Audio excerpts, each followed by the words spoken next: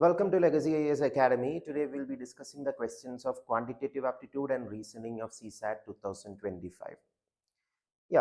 Most of you may have seen the question paper of CSAT 2025, and some questions were really time consuming, some questions were difficult. Identifying the right question was the key in this paper. So let us discuss the questions of quantitative aptitude and reasoning one by one. Let us start with this question. So the question says, what is a maximum value of n such that 7 into 3 raised to 7 into 343 into 385 into 1000 into 2401 into 77777 is divisible by 35 raised to n. So this is something similar to what we discussed in the class. 35 raised to n. 35 is what? 7 into 5. It is product of two prime numbers, 7 and 5. So 35 raised to n means how many powers of 35s are there? That is what we need to know. Powers of 35s are nothing but 5 into 7 the whole raised to n. So how many powers of 5 and how many powers of 7 are there? If you can find how many powers of 35 are there. Let us try that. 7 have a power of 7 in it. 343 is what? 7 cube. 385, let us prime factorize it. If you prime factorize 385, you will get, it is 5 is definitely a factor. So it is 7 and 77. So 7 is again a factor, 11. So 5 and 7, we don't want this 11. We want only 5s and 7s for this process. So in 385, I'm going to write 5 into 7 is there and remaining 11 is there, that we are not concerned about. 1000, if you prime factorize 1000, you can prime factorize like this. Otherwise, if you are good at surds and exponents, 1000 is what? 125 into 8. 125 is 5 into 5 into 5. 5 cube into 8 is 2 cube. So that means 5 cube we can get from 1000. Into 2 cube, we don't want 2 cube because 2 cube does not have a 7 or 5 in it. Then 2401, 2401 you can prime factorize.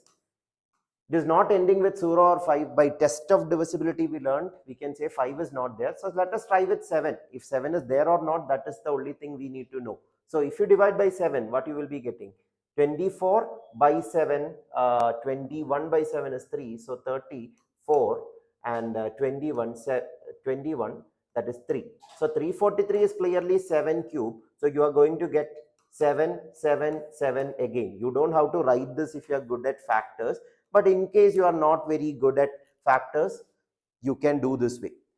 Or this is 7 raised to 4.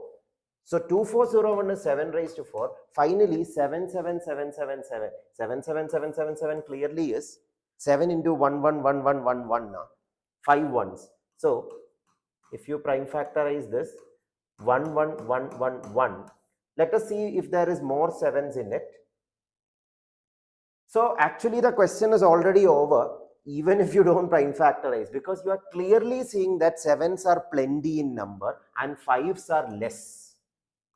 For getting 35s, you need 5 and 7 both. If you have more 7s, that is of no use.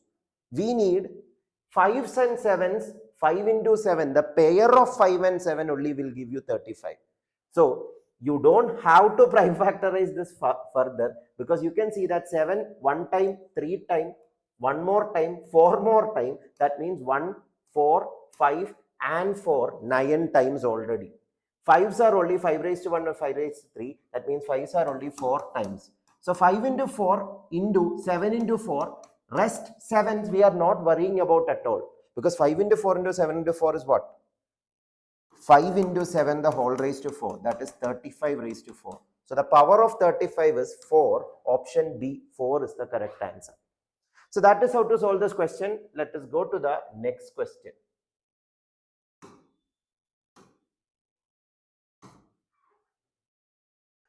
So this is a next question, very simple reasoning question, a question that is commonly asked in CSAT. We have discussed these kinds of questions before also. What is x in the sequence? 24, x, 20, 12, 18, 36, 90. So this is a simple multiplication pattern. So let us find the ratio of terms. X by 24. We don't know x. 12 by x. 18 by 12, that is a non-ratio. So 18 and 12 cancels to give you 3 by 2. 36 by 18. 36 by 18 will give you 2. 90 by 36. When you divide 90 by 36, you can cancel 6 and you will get 15 by 6. 15 by 6, if you cancel it, you will get it as 5 by 2. What is this 3 by 2? 1 and half. What is this? This is 2. And 5 by 2 is 2 and half. 1 and half, 2, 2 and half. This is a pattern. Na? So this should be 1 and half, 2, 2 and half means this should be 1 and this should be half. So half, 1, 1 and half, 2, 2 and half, that makes a pattern. So for this to be half and for this to be 1, you can check which option satisfies it. You can take the help of elimination also. 18 by 24, will you get half? No. 12 by 24, will you get half? Yes. 12 will make sense. And 12 by 12, is it 1? Yes. Both these equations are satisfied if option B is the correct answer. So option B is the correct answer. That is how you can solve that question. So now the third question. This also is a repetition. I mean, in previous years, this type questions were asked multiple times. Coding, decoding with mathematical operations involved. So BODMAS rule is the main thing, and you have to trial and error with options. P is plus, Q is minus, R is multiplication, S is addition. I think it is division. There's a typing error as we got the question paper recently. There may be few typing errors. To make it in the proper PPT format, we have typed it, but slight errors will be there. I'll just take the original question paper once so that there is no mistake.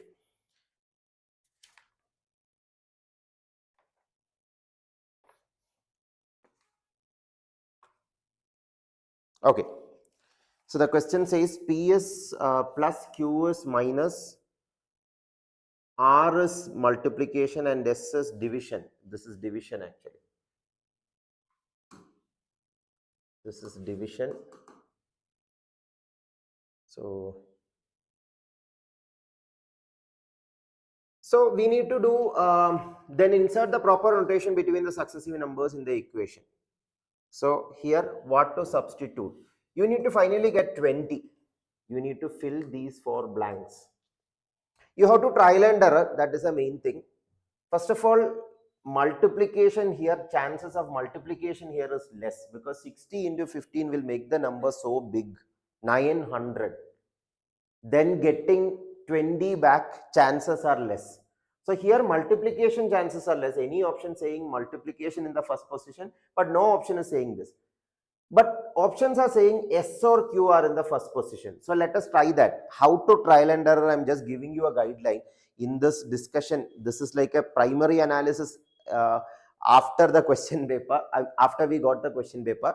Maybe when the official key is published and all, we will create a more detailed video. But here, how to get the idea of the question and to get the skills to find the answer, I'll just briefly do both of it. So here, S and Q are the 2 options. What is S? S is division and Q is what?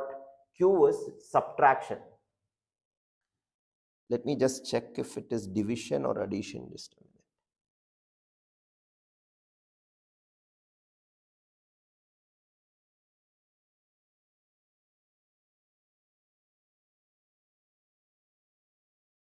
Q is subtraction actually. Yeah, this is not division. It's the typing error.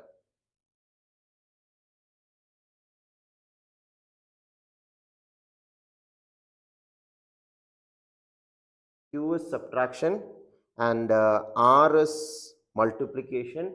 Yes, these 2 are correct. P is addition and yes, sorry, this is correct. This should be division only and rest are right. Okay, so by trial and erroring, anyway, either S should come or Q should come. So if S is coming, S is division. Now 60 by 15 is going to be 4. Yeah, BODMAS rule says multiplication and division should be done first, then only addition and subtraction can be done. So 60 by 15 is going to be 4.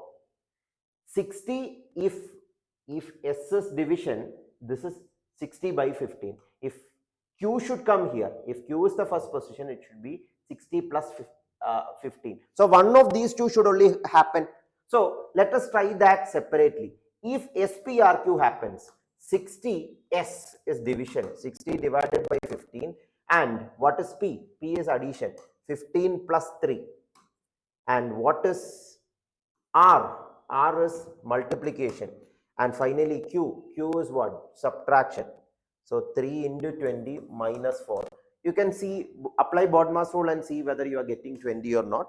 It will not end up at 20. It will be 60 by 15, 4. 23 into 20, 60. 4 plus 60 minus 4. 4 plus 60 minus 4 is going to be 60 only, not 20. So option A can be eliminated. One by one you can do elimination like this also. Let us try second option now. If you do second option, QRPS. QRPS means Q is subtraction. This is division. So R is multiplication.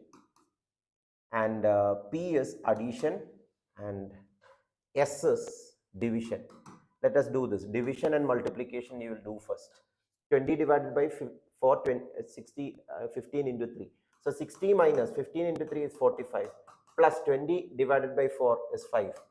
So 60 minus 45, 15 plus 5, 20 is going to be the left hand side. Right hand side also 20. So left LHS equal to RHS. So clearly option B is correct. So that way you can do it. Here as I told, you can do many techniques, but explaining techniques will take time. So we will go to the next question. So this was a speed distance time question. In this paper, there were two questions directly on speed distance time itself. A tram overtakes two persons X and Y walking at an average speed of 3 km per hour and 4 km per hour in the same direction. Same direction means we have discussed before. You have to apply the idea of relative speed. Same direction means you have to apply the subtraction idea, because same direction means subtraction. Detailed theory, it will be time consuming, so I am just mentioning same direction means subtraction, and completely passes them in 8 seconds and 9 seconds respectively. So when a tram means you can consider as a train itself. A train covers X. So let us understand that situation. So covers X means covering the tram length itself, because a person's width is considered negligible as we discussed in the class. So this is, so the speed of the train we don't know. So I will call the speed of train as X, and speed of this person capital X is 3 km per hour. So X speed and 3 speed means the relative speed will be X minus 3 in this situation. X minus 3. Relative speed will be X minus 3. And what is mentioned? Time. So time is equal to distance by speed. We don't know what is the distance. So I will call the distance as D. And that distance is our final answer. So that distance is our final answer, because distance to be covered by the tram is nothing but the length of the tram itself, because the width of the person is negligible. So here we can say distance D by X by 3, X minus 3 is going to be 8, because time is equal to 8 seconds, time is equal to distance by speed. That is a first equation.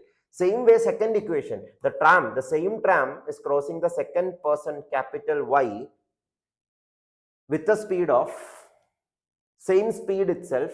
Let X be the speed of the train, X be the speed of the train, distance of the train is D, speed of the train is X, and speed of the second person Y is 4 km per hour, that is mentioned in the question. So D by X minus 4 is going to be 9, because time is given as 9 seconds for the second person.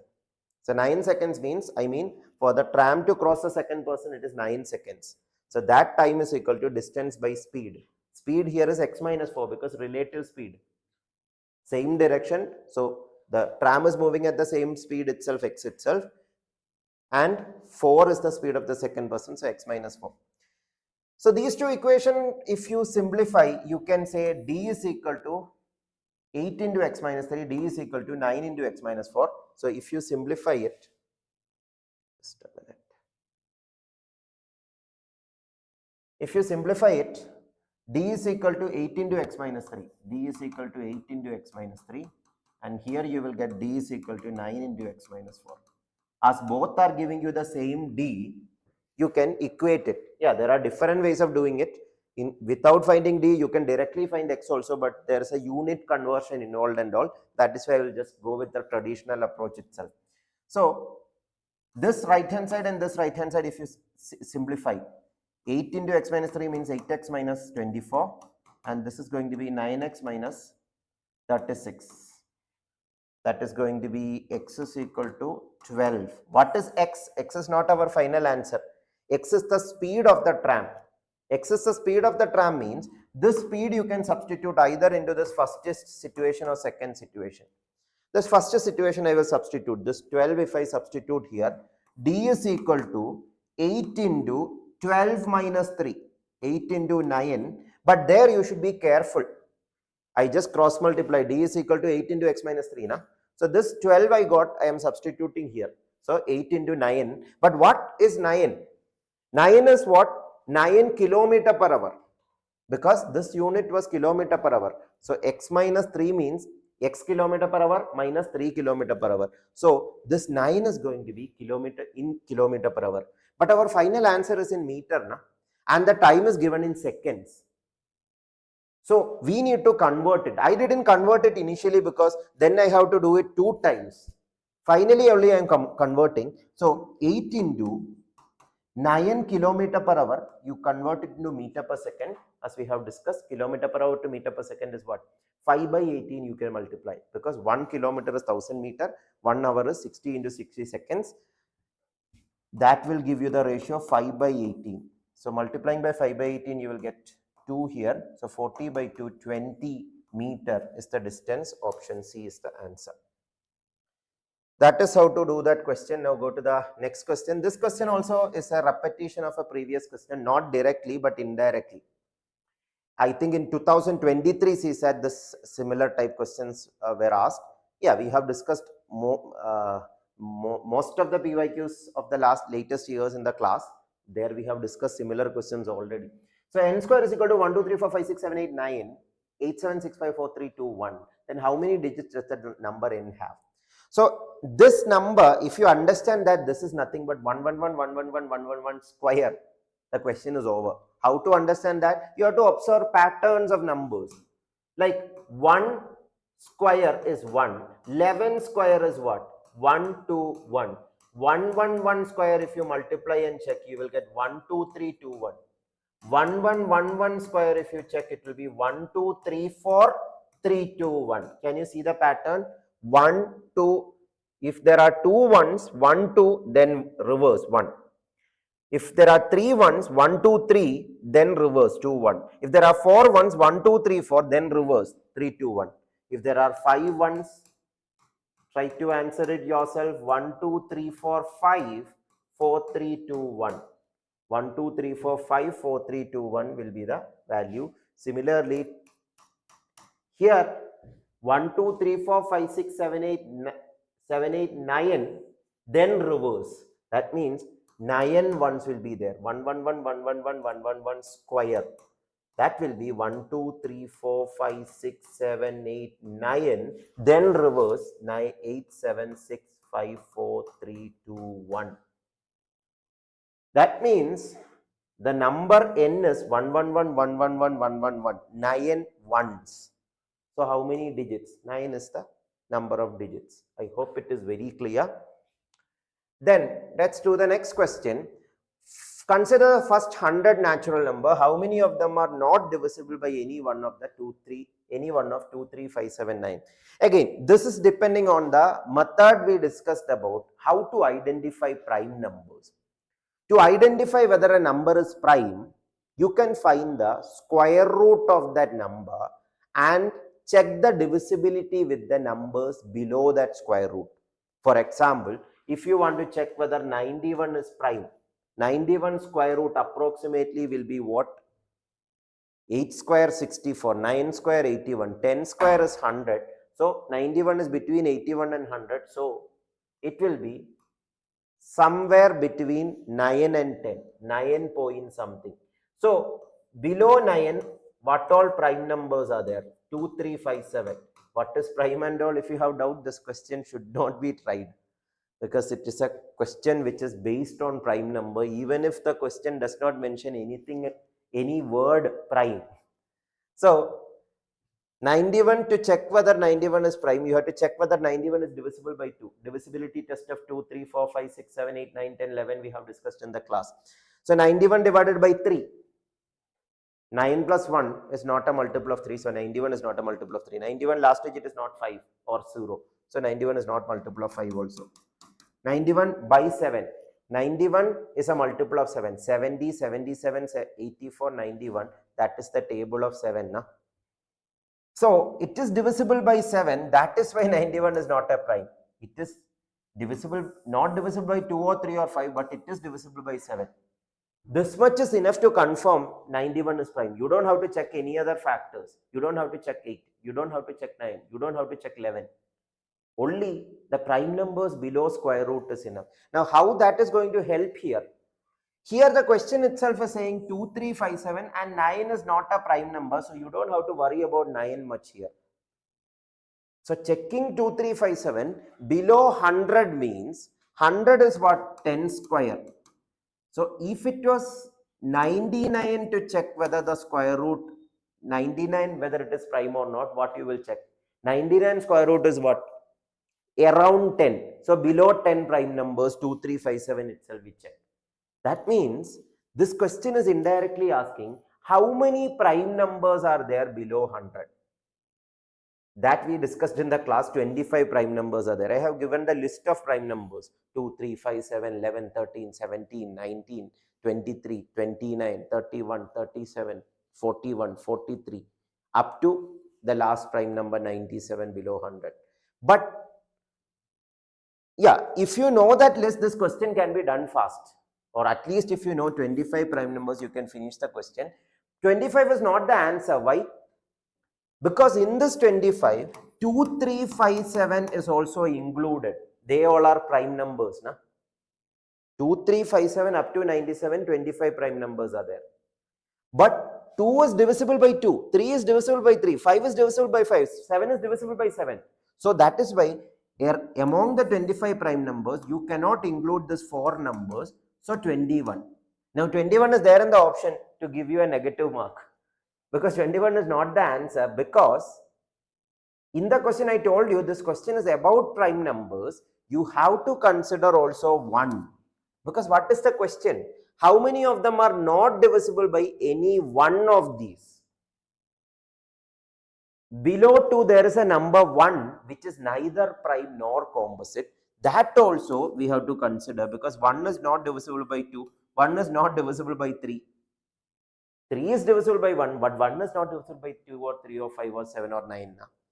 So 1 also qualifies to be such a number which satisfies this condition. So 21 prime numbers satisfy this condition, and 1 also. That makes the count 22. Again, these are questions which can be done if your understanding about number system is proper. In our classes, we have discussed number system in many lectures. So if that is clear, then this question could have been tried. Otherwise, this is a question that should be skipped if you are seeing such a question for the first time. If you are understanding the properties of prime numbers, you haven't learned much, then it is better to skip that question. Okay, next question. This question again, number system itself. This year number system, many number of questions were plenty, just like last 2-3 years. Number system is now asked much. This time there was some difference in some of the type of question, especially data sufficiency question. I will come to that in some time. So if 4 less than or equal to x less than or equal to 8, 4 less than or equal to x less than or equal to 8 means x value of x will be between 4 to 8, 4 and 8 included. 4 to 8 in number line, anywhere between 4 to 8. And y value is between 2 to 7. What is the ratio of the maximum value of x plus y to the minimum value of x minus y? Maximum value of x plus y, how you can get? You can get the maximum value of x plus y. Maximum value of x plus y you can get if x is maximum and y is maximum. Like you have 2 boxes of chocolates. Your friend is telling that from both the boxes you can take as many chocolates as you want. So together you will get maximum chocolates when you take maximum chocolates from first box also, maximum chocolates from second box also. Yeah, that example is so trivial. Same thing is here asked. Maximum value of x plus y means 8 plus 7, 15. Ratio of, so a by b means the ratio, required ratio if it is a by b, a is 8 plus 7 because maximum value of x and y. Minimum value of, maximum value of x plus y to minimum value of x minus y. X and y minimum value, what it will be? Minimum value means x value should be minimum, y value should be maximum. Then only you will get the smallest number. Na? Like I have few numbers in one box, few other numbers in other box. So the first box minus second box to be as small as possible. Then I had to take minimum value from first box, maximum value from second box. Minimum value from first box means here x minimum is 4. So you have to take 4 and maximum value of second box is 7. So 4 minus 7. So 8 plus 7, 15 divided by 4 minus 7 minus 3. 15 by minus 3 is what? Minus 5. So this ratio, what is the answer? Minus 5. Is minus 5 there in the option first, second, third? No. So none of the above is the correct answer. So that is how to do that question. So let both p and k be prime numbers such that p square plus k is also a prime number less than 30. Another question from prime numbers. And we discussed, the flashcards I have given also. There I have explained properties of prime numbers. Even the previous method we discussed for the previous question, those we have explained in detail in our flashcards I have given. So let both p and k be the prime numbers such that p square plus k is also a prime number less than 30. P and K both are prime numbers. So prime numbers, if you observe, prime numbers, most of them are odd numbers. Only even prime is 2. Na? Keep that idea in mind. This is very important. Yeah, in the flashcard, that is one of the main point that I have written. 2 is the only even prime. And there in the class I have told, this property is helpful in many questions. Even this question also, this property, if you remember, this question can be done faster. Otherwise, the trial and erroring will take more time. Such that p square plus k is also a prime number less than 30. What is the number of possible values of k? So, p square plus k means that is sum of two numbers. P square, whatever it is, that is a number. K is another number. Adding two numbers, you should get a prime number. Adding two number, getting 2 is not possible because 1 square plus 1 means both are not prime numbers. So, getting 2 is not possible means all other prime number below 30 other than 2 are even odd numbers. Na? So, p square plus k, whatever it is, that should be an odd number for sure. That is the first thing you should understand. Now, the odd number arithmetic we have discussed in detail. Odd plus odd, even plus odd, even plus even, odd plus even, these 4 things. That is very important here. When you can get a sum odd plus odd cannot be odd, even plus even also cannot be odd. Two similar numbers added with respect to odd and even, I am saying, cannot be odd. Even plus odd and odd plus even only can be odd. That means either this even and this odd, or this odd and this even. These are the only two possibilities. And we are discussing about prime numbers. P is also prime. P square may not be prime, but P is prime. Na? So for this to be even, P square to be even, the only possibility is 2 square. 2 square is the only possibility. 2 square, 4 is even. 3 square is not even. 4 square is, 5 square is not even. Prime number only P can be. So 7 square is not even. 7 square itself is 49. So above 5 square you cannot consider because you need to make the sum below 30. That is why the only possible value for P is 2. That is how we fix it. So 2 square plus 4 plus what can be odd? It is not only odd, it should be prime. Sum should be prime. I am taking the special case of odd just to understand what are the two possibilities. So even plus odd, odd plus even. Even plus odd means 4 plus 2 square 4 plus. 4 plus what all? K should be prime number. What are the prime numbers below 30? 4 plus odd prime numbers are 3, 5, 7, 11, 13, 17, 19, 23, 20. Yeah, above 23 you cannot go because 4 plus 29 is above 30. So these numbers, let us trial and error. 4 plus 3, it is 7. Is it a prime? Yes. So this is a valid case. What is the number of possible values of K is asked. So K value 1 is 3. 2 square plus 5. 4 plus 5, 9. Is it a prime? No. So sum should be prime only. Sum should be prime only. So this is not prime. 2 square plus 7, 11. It's a prime? Yes. 2 square plus 11. 4 plus 11, 15, not a prime. 2 square plus, you don't have to write all of this. You can just trial and error in the mind. 2 square plus 13. 13 plus 4, 17, prime number. 2 square plus 17, 21, not a prime. 2 square plus 19, 23, prime. 2 square plus 23, 4 plus 23, 27, not a prime. So these are the possibility of 2 square. That means 1, 2, 3, 4. Or 3, 7, 13 and 19 are the possible values of K. Now that is the case when P square is even. Now K being even, is it possible?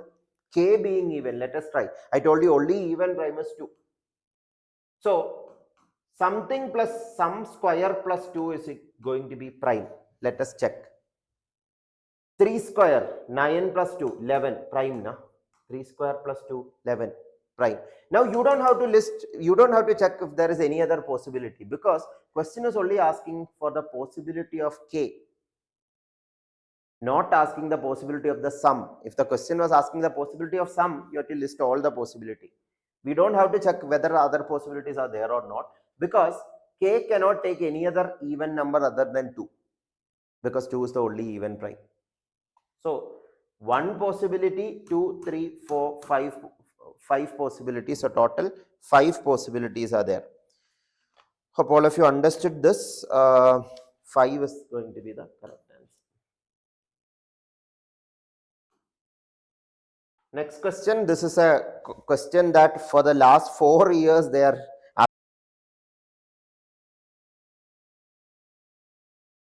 4 years. Every time they have asked one question each.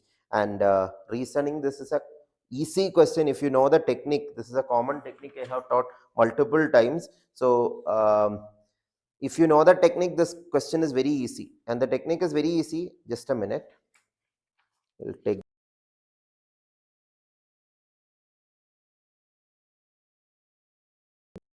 typing.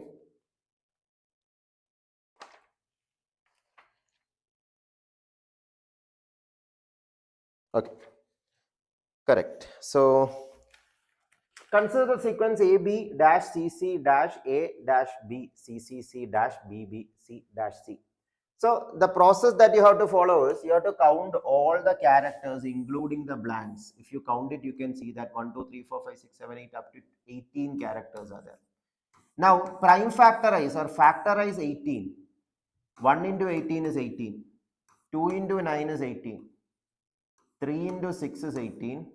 And 4 into, sorry, 3 into 6 is 18. Yeah, that many factors only are there. So here we don't know how many letters at a time you have to take. Is it 2 letter, 3 letter, 4 letter, 5 letter, 6 letter? To identify that, we are doing this process. So this says that either group of 1, group of 18, group of 2, group of 9, group of 3, group of 6, all are possible. Normally in questions, group of 1, group below 3 and above 6 normally are not asked. The range of the groups will be between 3 and 6. That means 3-letter group, 4-letter group, 5-letter group, 6-letter group. These are the four possibilities for the elements in a group. So among this, from the factorization, we understood that 4 and 5 is not factors. So the possible groups are of size 3 and 6. So you only have to check groups of 3 and groups of 6. Groups of 3 and groups of 6. I will just start with group of 6. Now you can use option elimination. You can use option elimination. Let us substitute each option and try. If you substitute BC, BCA, BC, BCA, group of 6, ABB, CCC, ABB, CCC, CBB, CAC. Till these two groups it was fine, but the last group was different. So clearly option A is eliminated. Now do the same for second option. ACBCA, ACBCA, substituting ACBCA, ACBCA, ABACCC, ABBCCC, CBBCAC. Listen to the pattern. Whether you get a pattern or not, you can clearly listen to it and understand. So clearly that is not a pattern. So you can eliminate it and go for the next option. BC, BAC, BC, BAC, ABBCC, ABBCC, ABBCC, ABBCC, ABBCC, ABBCC. Clearly a pattern. Na? So option C is the correct answer. So this is the process. Once you know the process, this question is very simple. Next one, coding decoding. Just like last 2 years, coding decoding questions were good number. I think 3 questions were there from coding decoding alone. So 7 star 24 is 25, 12 star 16 is 20, and what is 16 into 63? I have given a separate flashcard on this Pythagorean triplet. This question is nothing but Pythagorean triplet. 7 and 24, 12 and 16. 7, 24, 25 are Pythagorean triplet. Pythagorean triplets are triplets which satisfies Pythagoras theorem, which says base square plus altitude square is hypotenuse square. You can check it. 7 square and 24 square added is 25 square. So that satisfies. How to square numbers faster and all, if you know, this question is little more easier. Yeah, in my YouTube channel, Christie's classes, I have given enough speed math tricks. How to square numbers ending with 5. How to square numbers in general. How to multiply numbers faster, etc. So 7 square plus 24 square is equal to 25 square. Similarly, 12 and 16, 20. 12 square plus 16 square is 20 square. So that also satisfies. So same way, 16 square plus 63 square, that is the pattern. The star means squaring first and second number. Sorry, adding squares of first and second number. So 16 square plus 63 square, if you simplify it, you will get it as 16 square plus 63 square added, it will be 4225. Square rooting it, you will get it as 65 itself. Option C, 65. It takes time. If your squaring skills, square rooting skills are good, this can be done faster. So anyway, that is the idea. Next question. This question is time consuming if you don't use the right method. The right method is the ratio proportion idea that we discussed in the class will help you here. I'm not elaborating this question because it takes time. I'll just go for the short approach. The petrol price shot by 10% as a result of the hike in crude oil prices. The price of petrol before the hike was 90 per liter. So it was 90 per liter earlier. Now it increased by 10% to make it 99. A person travels 2200 km every month and his car gives a mileage of 16 km per liter. How many kilometers should he reduce his travel if he wants to maintain his expenditure at the previous level? So the total cost he don't want to reduce. So the total cost depends upon what all things. The distance traveled into the price of each kilometer or price of each kilometer that is written in terms of mileage, but price per kilometer. Distance into price per kilometer is the total cost. Na? The total cost he don't want to change, but price per kilometer anyway have increased. How much it increased? If you look at it, it look like 10% increase. Now, this is where people make mistakes. So 10% increase means 10% decrease is enough. Na? 10% decrease means, so here the idea is this got increased. So now the only option he have is he have to decrease distance because he cannot reduce petrol price. He can only decrease the distance. So this proportion idea, that how much proportion this increase, that much proportion this should decrease. That is the idea. So now that is where you have to be careful. Like I will use percentage idea to make you understand. 100, this 90, you can do with 90 also, but if it is with 100, it is easy to understand. So I am using 100. If 100 was the price earlier, 10% increase means it will become 110. Now I want to make it back to, or 100 is not the price of petrol, let 100 be the total cost. Due to this thing, the total cost is becoming 110, just imagine. Because price shoot up by 10% means total cost also will increase by 10%. Now total cost, you want to make it back to 100. This 100 is not petrol price or anything. 100 is the total expenditure he had initially. 110 is the new expenditure if he is planning to travel the same distance. But he want to make the price back to 100. That means 110 to 100, 10 reduction compared to 110, not compared to 100. This idea we discussed in compound interest chapter also, in the percentage chapter also. I showed you in the flashcard the 8 different scenarios of percentage that can happen. K percent increase, K percent decrease, this becoming this, how much percent increase, this becoming this, how much percent decrease. Those situation, if you understood this question, can be done. This is tricky, but that is the only way you can do this question in less time. Otherwise, if you are planning to equate the equations and all, it will take too much time. Otherwise, substituting option maybe you can do in time, but still I don't recommend that. If you are able to do this, this is much faster.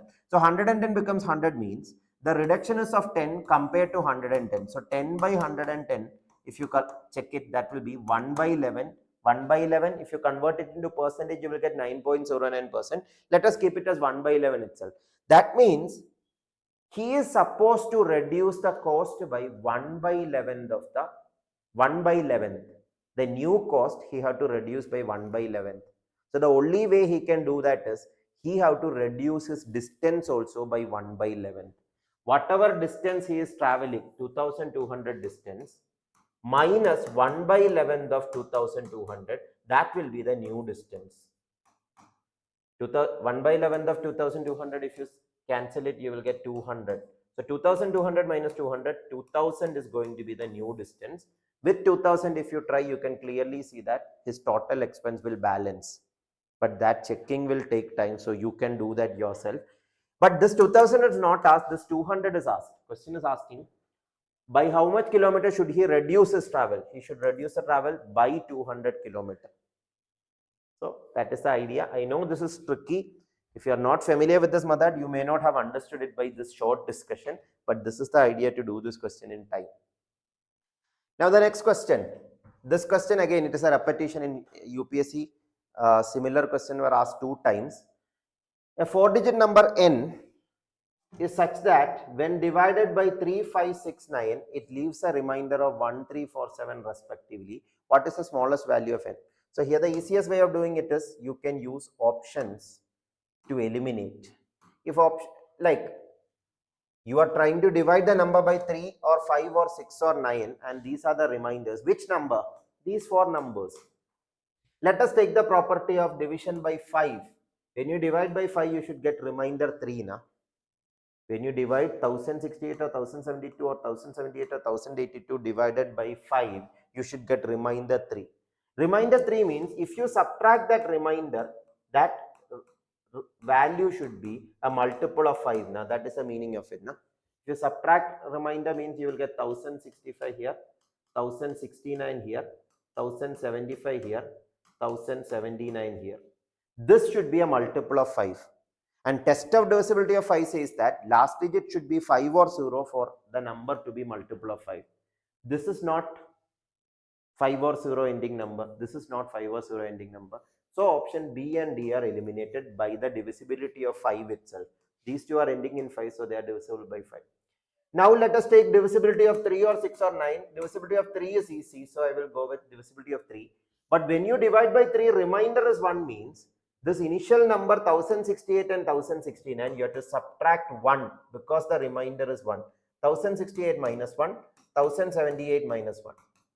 That is 1067 and 1077.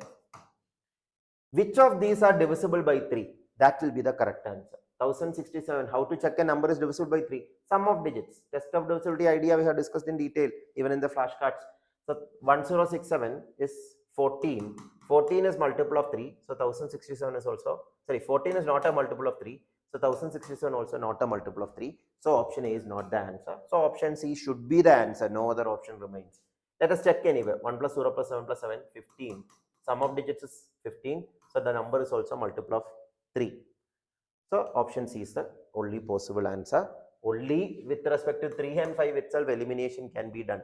Yeah, that is the power of elimination, which we have discussed a lot in the previous lectures. So next question, it's a reasoning question. Consider the following statements. If A less than or equal to B greater than C less than D greater than E greater than F greater than or equal to G equal to H, then B is always greater than E. Yeah, these are two statements. This is one statement, this is another statement. So let us take the first statement. B is always greater than E. So B should be above E. This is what we need to prove. Can you prove it from this data? B is only once, E is only once here. So let us try to combine them. B is greater than C. So ranking and ordering chapter we have discussed this idea. B greater than C means B should be above C. C should be less than D means you have to draw this as a different branch, because we can't say they are in the same branch, na? Because the C can be above B also. C B greater than C. C less than D means D can be above B also, below B also, or same as B also. So C below D, we can't compare B and D. And D greater than E means D is above E. Now this E can be above C, above B also. Like as I told, B and D cannot be compared. Just because E is below D just does not mean E is still below B. This is one possibility. Another drawing of this is D is much higher and E is somewhere just below D. That where B can be below E also. Here it looks like B is above E. Here it looks like B is below E. That means both are possible. Na? Other F and G and A does not mix. F and G and A and H are just dummy data. That is not going to help you at all, because B and D is only occurring once. The connection between B and F and G and H are not given. So that is not going to compare at all. So this idea is enough to say that we can't conclude that B is always greater than E. It can be B greater than E sometimes, it can be B less than E also sometimes, or sometimes B can be equal to E also. That is why one is not correct. Same way you have to analyze second statement also.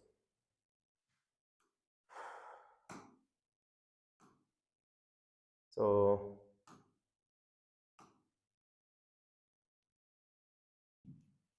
second statement is saying that if P greater than Q equal to R less greater than or equal to S equal to T less than or equal to U equal to V greater than W, then S is always less than V.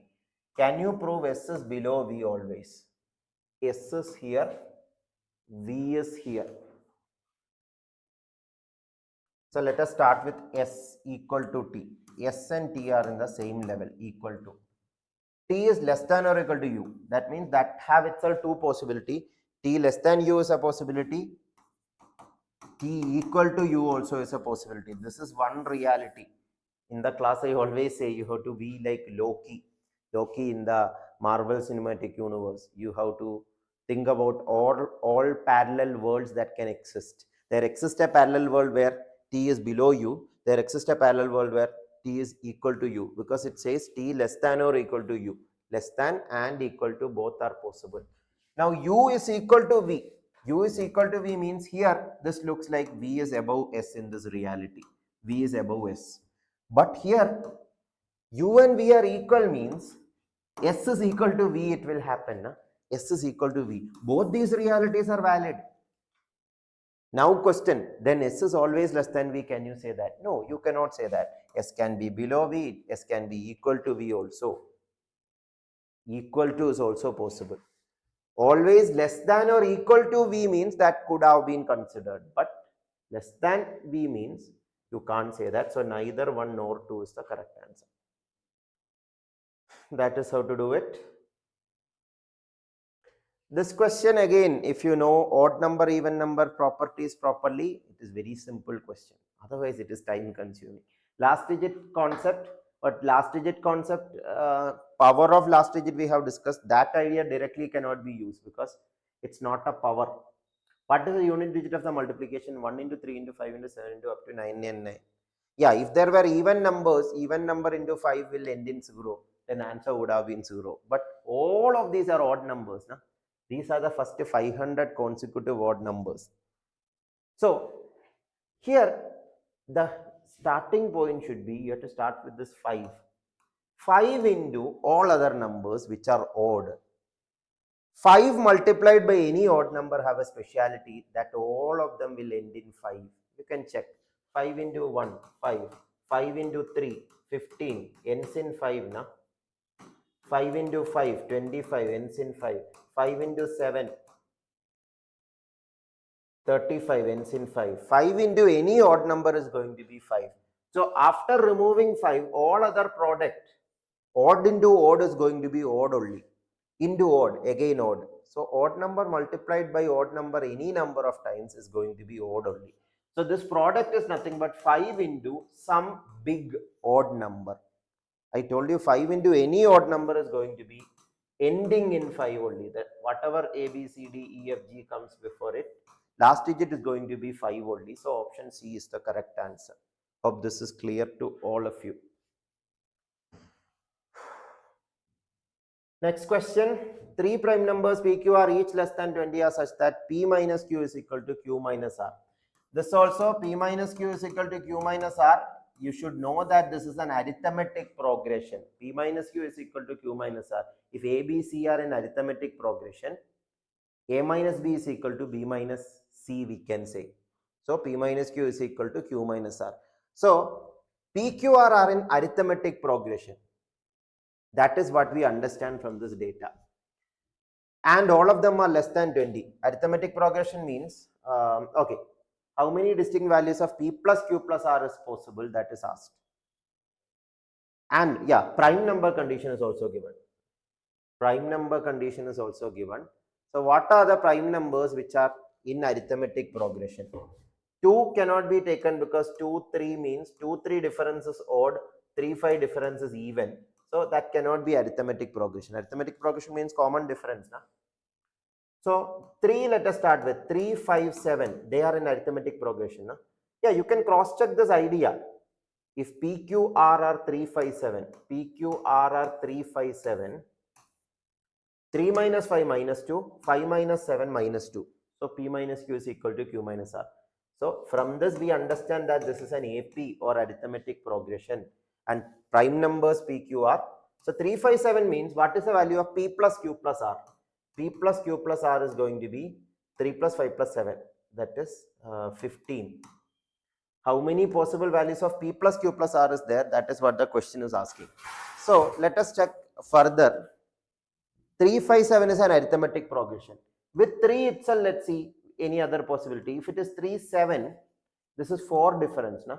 So 3, 7, 11. 11 is also prime number. So that is also valid. 3 plus 7, 10, 10 plus 11, 21. Now 3, next prime number after 11 is 7 is 11. 3 plus 11, 3 and 11 difference is 8.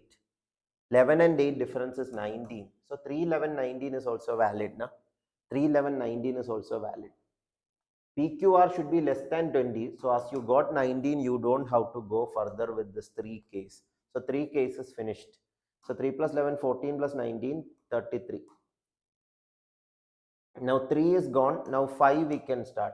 5, 7, 9. 9 is not prime. So 5, 7, 9 is not needed. 5, 11, 6 difference. 11 plus 6 is 17. So 5, 11, 17 are in arithmetic progression. They all are prime numbers also. 5 plus 11, 16 plus 17 is 33. Here you have to be careful. I will come back to this. Then 5, 13. 5 and 13 difference is 8. But that cannot be considered because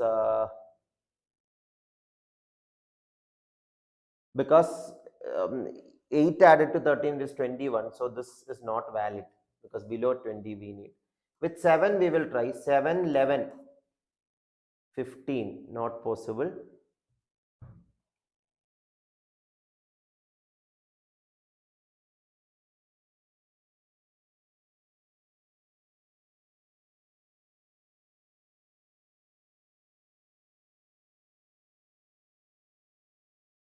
Just a minute.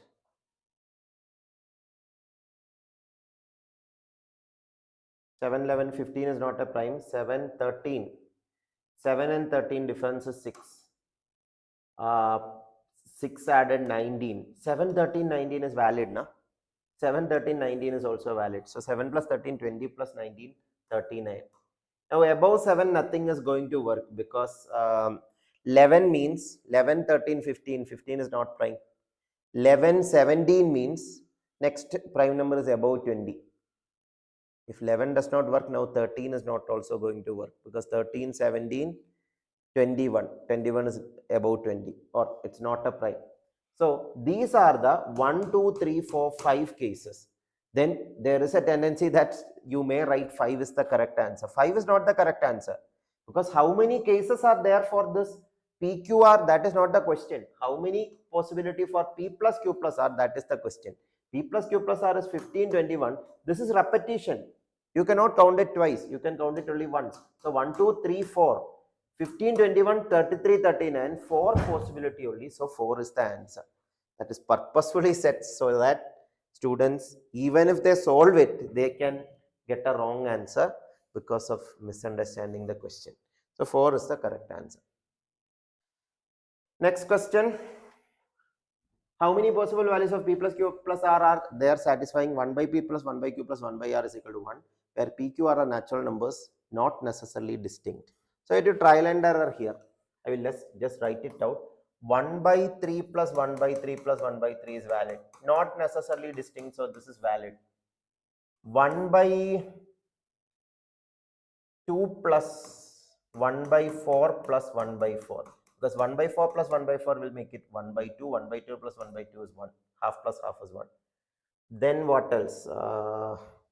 1 by 2 plus 1 by 3 plus 1 by 6. Yeah, you have to trial and error here. So 1 by 2 plus 1 by 3 plus 1 by 6, if you take LCM 6, this will be 3, this will be 2, this will be 1, that will be 6 by 6, 1. So these 3 are valid. Let us check any other possibility. Yeah, no other possibility it will come. So 3 will be the correct answer. These are the 3 possibility for PQR. PQR possibility means 333, 244, 236. They all are different possibilities. Next one is a very simple question, but in exam hall, there are chances the simple question also you can get confused. So look at this. What comes at X and Y? It's like a series formation, but not numbers. It is months of the year. So January, that means January minus 0 is January. From January, you are just subtracting no month to reach January. But January minus 1 is December. Subtracting 1, subtracting 0, subtracting 1. Then subtracting 2. Minus 0, minus 1, minus 2, minus 3, minus 4, minus 5, minus 6. This is the pattern. Please check it. January minus January, January minus 0, January, minus 1, December, minus 2, October, minus 3. Third month from October back, you have to go back. September, August, July. So this should be July. X should be July. July minus 4. July minus 4 means June, May, April, March. It is satisfying March. Na? March minus 5. March minus 5 means February, January, December, November, October. It is satisfying. So October minus 6 will be the final value. Here when you get July itself, you eliminated these two options. So it will be either May or April only for October minus 6. October minus 6 means September, August, July, June, September, August, July, June, May, April. So April. Some people have difficulty with subtraction. Then this question you have to do with, you can do with addition also. January plus 12 is January. January plus 11 is December. December plus 10 is October. But that is adding 12, 11 and 10 will take more time. So I will recommend subtraction itself. But if you think that you will make mistakes while subtraction means, otherwise you just write months 1 to 12. Then you will not make mistakes. If you feel it is tricky for you to count. Anyway, next question. This question is a time consuming question. Answer will be cannot be determined. I will just tell you the strategy instead. Put each option and try. Put each option and try. When you put 72, 144, 216, all these cases it is satisfies. That means there is no single answer, multiple answers. That means cannot be determined or cannot get a unique answer. So that you can try yourself. Very time consuming. Option elimination is one way, but that also takes time. Next one is compounding idea. Compound interest chapter, if you understood properly, this question was doable, but again, still time consuming. I'll just answer it very fast. Price P of a commodity is first increased by K%. That means P into 1 plus K by 100. That is what happened. Increased by K% means compound interest idea. Then decreased by K% means that becomes 1 minus K by 100. Again increased by K percentage means 1 plus K by 100 again. Again decreased by K percentage means 1 minus K by 100. If the new price is Q, so this new price is Q, then what is the relation between P and Q? So you have to simplify this to form a neat equation like one of these four options. That takes time. You can take this 100 common. So P into 100 in the denominator. So 100 plus K into 100 minus K divided by 100. 100 plus K, 100 minus K divided by 100. So this numerators you just combine. 100 plus K into 100 minus K is A plus B into A minus B. It is A square minus B square. And denominators also you combine. This is 100 into 100 into 100 into 100. That is P by 100 raised to 4. Numerators you will get 100 in plus K into 100 minus K. That is 100 square minus K square into 100 into K into 100 into K. Again 100 square minus K square.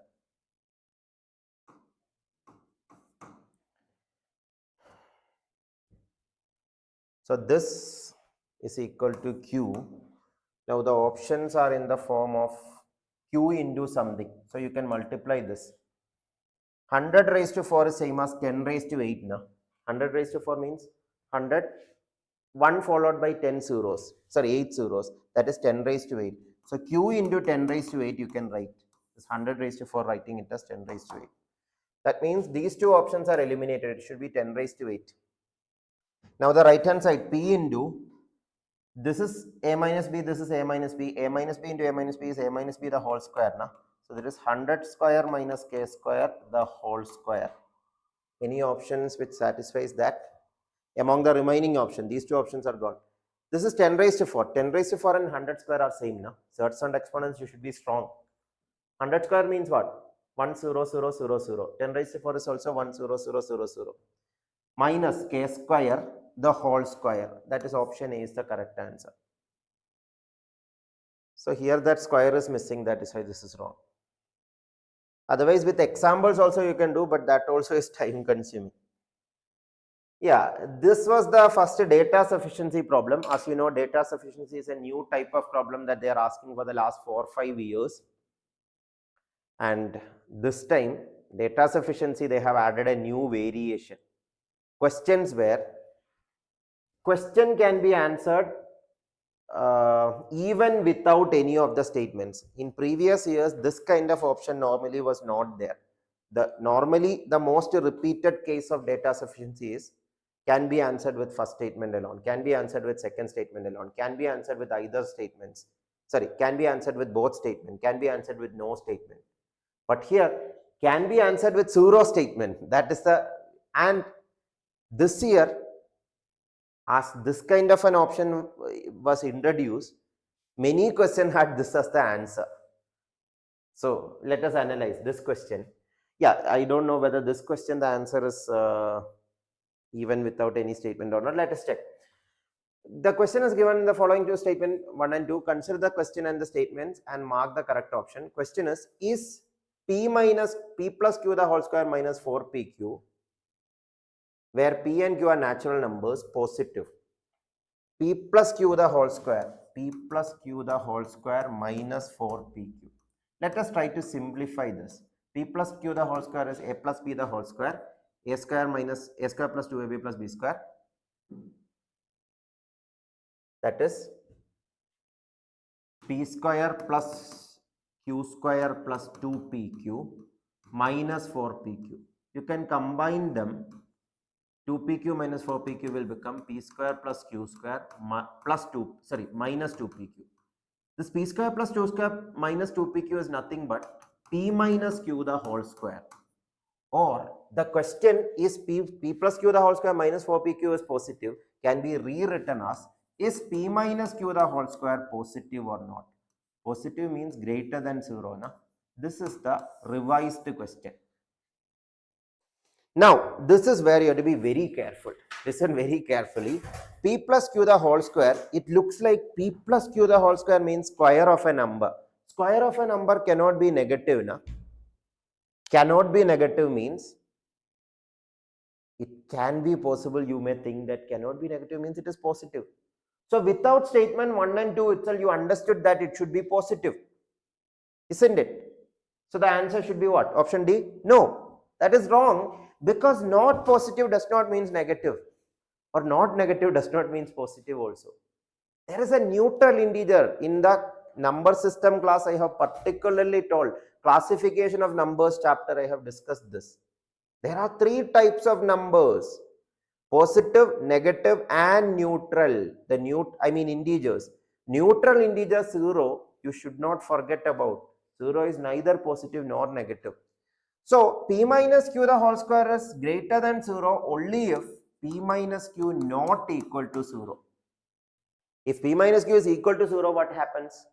0 square is 0. 0 is not greater than 0 also, 0 is not less than 0 also. Or p minus q the whole square greater than 0, for that question the answer will become no if p minus q is equal to 0. If p minus q is not equal to 0, I agree, the answer will be yes. But 2 answers you are getting if you don't use these 2 statements. But if statement 1 is used, p less than q, that means p is a negative number. Sorry, p less than q means p minus q is negative. P less than q. So q is a bigger number. Smaller number minus bigger number is negative. Na? So p less than q ensures that p minus q is not 0. P greater than q also ensures that p minus q is not 0. So with statement 1 alone also you can answer that the answer for this question is yes. With statement 2 also we can ensure that the answer for this question is yes. But if these 2 statements are not given, you cannot answer it. That means the final answer is option C. Question can be answered by, option B. Question can be answered using either statement alone. You don't need both statement. You need one of the statement, that is enough. So option B is the correct answer. Statement 1 alone is also fine. Statement 2 alone is also fine. Hope this is clear. This one takes time. This I will come back to if time allows.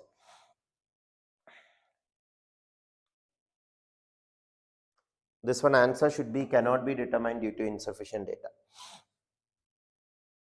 because 2 possibilities are there. value 1 greater than less than value 2 less than value 3. Value, that is again, that's a mistake that students can make. They can think only one of the possibility, but there are two possibilities here actually. It should be 9, 12 and 16. I will just give clues. 9, 12 and 16 you can try. 9, 12, 16 also satisfies. 16, 12, 9 also satisfies. It's a lengthy question, so I'll just give clues. Both these are valid. So in this case, value 1 less than value 2 less than value 3.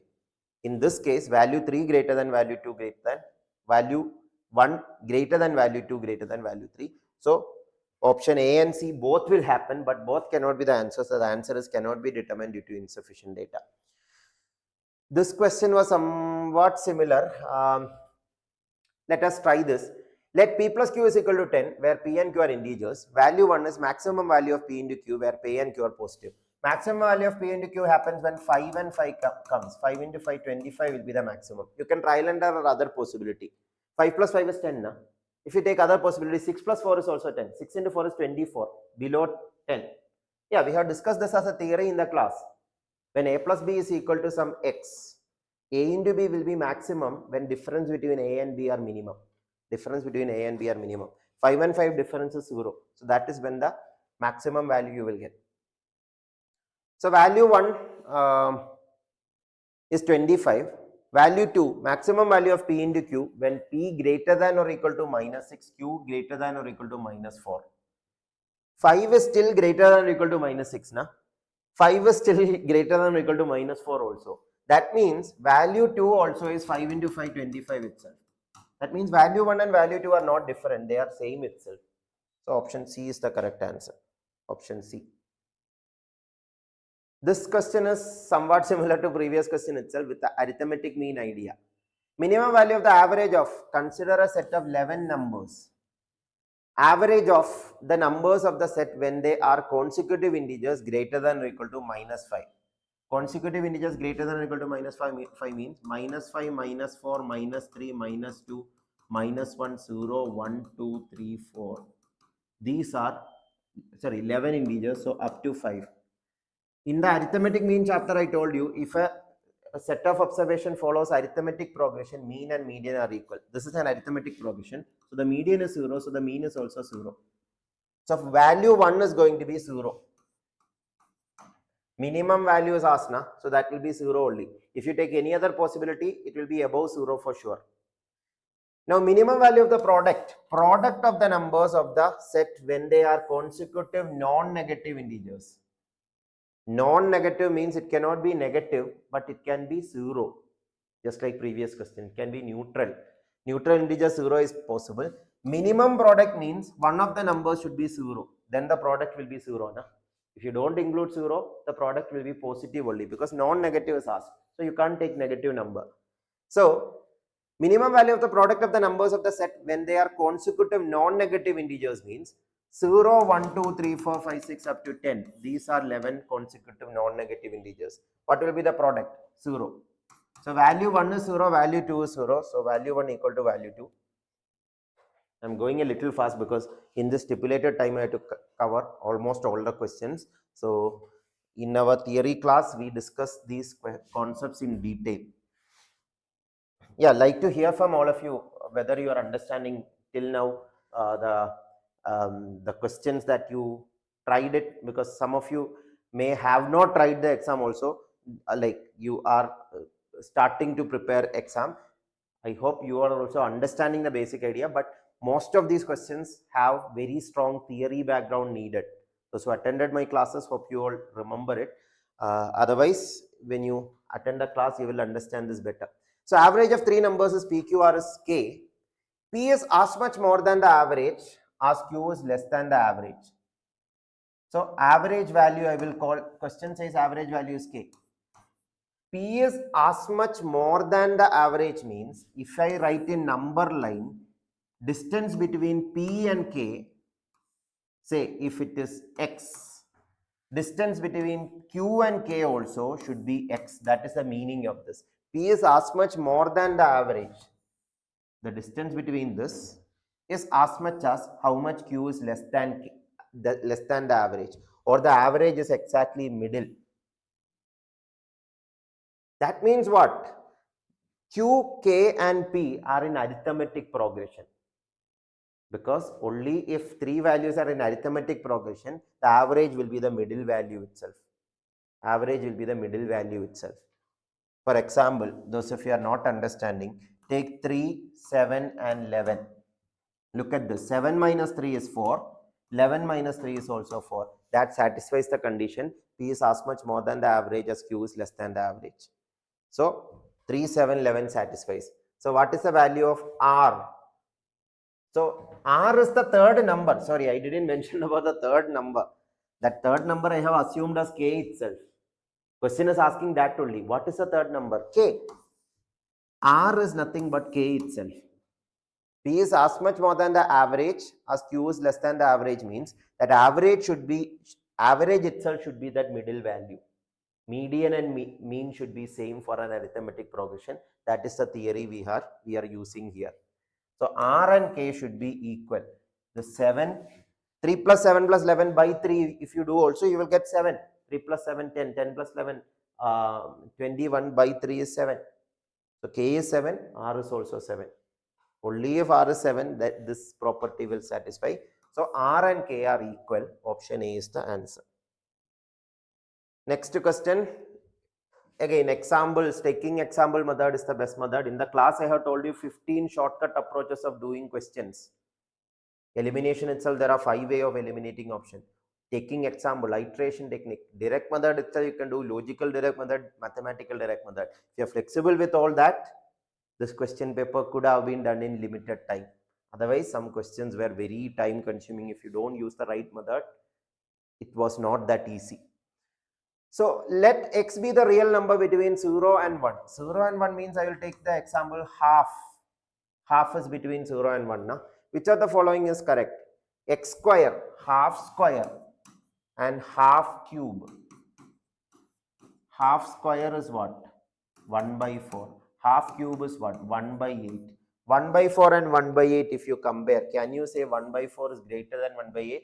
For this, in the class, I told you about the pizza example. 1 by 4 and 1 by 8. You don't have to by heart numerator, same denominator, greater fraction, smaller. Don't by heart it, understand it. 1 by 4 means what? You are taking a pizza and cutting it into 4 equal parts, and that 1 out of 4 parts you are taking, that is 1 by 4. What is 1 by 8? You are cutting the same pizza into 8 equal parts, and you are taking 1 out of 8 parts. When you will get a bigger piece? If it is 1 by 4, this is the piece you are getting. If it is 1 by 8, you are getting smaller piece now. So clearly 1 by 8, this visual, if it is there in the mind, many questions can be done faster. So clearly 1 by 8 is smaller than 1 by 8, or 1 by 4 is bigger than 1 by 8 is correct. So first statement is correct. What about second statement? X greater than root x. X is what? We have taken x as 1 by 2. 1 by 2 greater than 1 by root 2. That if you feel it is difficult, you can change your example. For the first case, I took an example. For second case, if you want, you can take a different example, because for all examples, your answer should be correct. No? Question says a general property x greater than root x. Let us check it for a number where you can take square root easily. If I take 1 by 2, square root is 1 by root 2, then root 2 substituting 1.41 and all, you can get confused. That's why for checking the second property, I will take x is equal to 1 by 4. So what is square root of x? 1 by root 4, that is 1 by square root of 4, that is 1 by 2. 1 by 4 and 1 by 2, compare it. Can you say 1 by 4 is greater than 1 by 2? No, 1 by 2 is greater. The same pizza example. You're cutting a pizza into half. This is bigger piece compared to this. So 1 by 2 is greater than 1 by 4. So this is wrong. This is right. So 1 only is correct. Hope all of you understood this.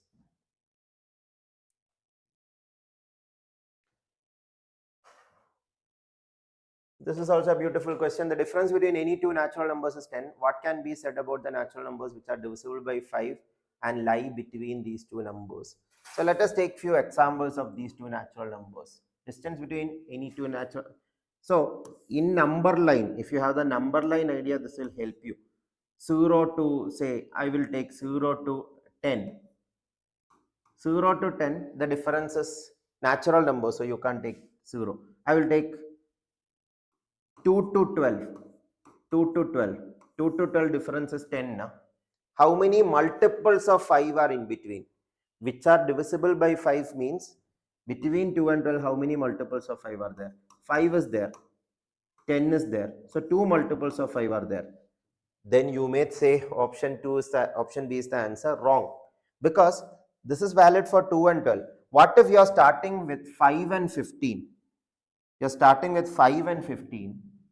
If you take 5 and 15, between 2 to 12, multiples of 5 are 2. 5 and 10 both are multiples of 5. 2. But between 5 and 15, only multiple of 5 is. Between 5 and 15 means 5 and 15 you cannot include. Between them. Between them. That is why the only multiple of 5 is 10. Between 5 to 15, 15 minus 5 is 10. But only multiple of 5 is 10. That means one multiple only. That means there is only one such number. Sometimes it is one such number, sometimes it is two such number. So option A, option B, both are wrong because of the word only.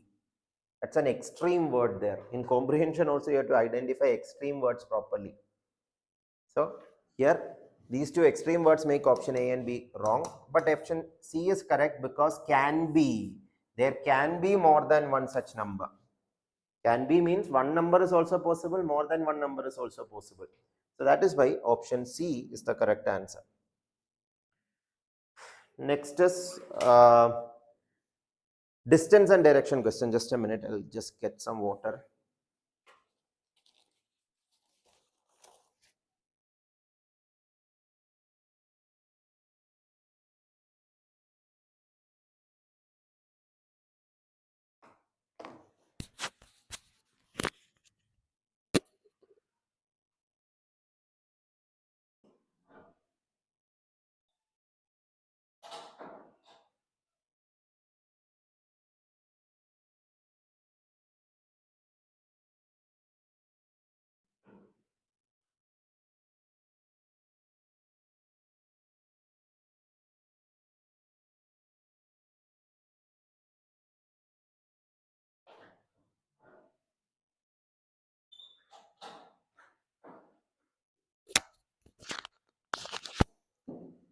Okay, let's continue. There are 7 places A, B, C, D, E, F, G, H in a city, E, F, G in a city connected by various roads A, B, A, C, C, D, D, E, B, F, E, G and H, G. A is 6 kilometers. So direction sense test idea we discussed. Let us draw the picture. Visual method is the best method in this kind of question. A is 6 kilometers south of B. A is 6 kilometers south means A below B. This is 6 kilometer. A is 10 kilometer west of C. West. Yeah. You can relate it with the Indian map also. So this is east, this is west, this is north, this is south. A is 6 kilometer, 10 kilometer west of C. So C should be at east, then only that should happen. That can happen. Huh? So this is, I'll use a lighter pen. So this should be 10. Now D is 5 kilometer east of E means we don't know where to place D and D because connection with ABC is not given. So I have to go to the next sentence. C is 6 kilometer north of D. C is 6 kilometer north of D means D should be in the south. So D should be here. Now come back to the sentence. D is 5 kilometer east of E. 5 kilometer east of E means E should be in the west. 5 kilometer. So if you keep the proportion, that will confuse less. As this is 10, 5 means it should be around half of it.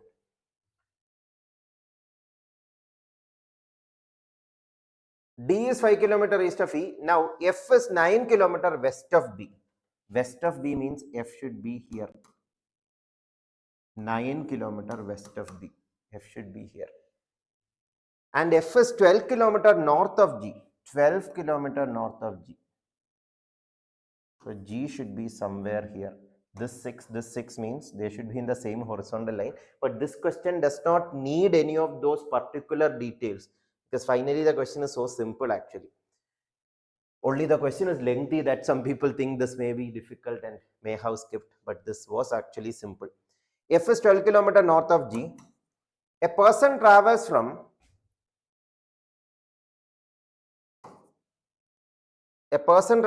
D to F through these roads. D to F. So D to F means let us go back to the same route. Here you don't have to make a new path or anything directly. D to F means D to C, C to A to B, B to F. That is a route. That means you have to add all these values. 6 plus 10, 16, plus 6, 22, plus 9, 31 is the correct answer. 31. Properly, if you draw the picture, it was so simple. Next question, coding, decoding, one more question. If 64 is written as 343, 64 is what? 4 cube. 343 is what? 7 cube. 200, so 4 cube is written as 7 cube. Next one, 216. I have told you up to 10 cube, try to learn it. Because cubes are one of the favorite pattern of cubes and squares are some favorite patterns of CSAT. So 6 cube is written as 729, which is 9 cube. Now you can clearly see the pattern. 4 and 7 plus 3 is the idea. Na? 6 and 9 plus 3. So x cube and y cube, x cube becomes y cube. The idea is y minus x is 3 or x plus 3 is y. By that idea, how is 512 coded? 512 is what? 8 cube. So 8 plus 3, 11 cube. 11 cube is 1331. Yeah, the Vedic math technique, multiplication with 11 can help you. 11 into 11 is 121, all of you know. 121 into 11, I think we have discussed in the class. The sandwich technique. First digit, last digit, 1 plus 2, 3. 2 plus 1, 3.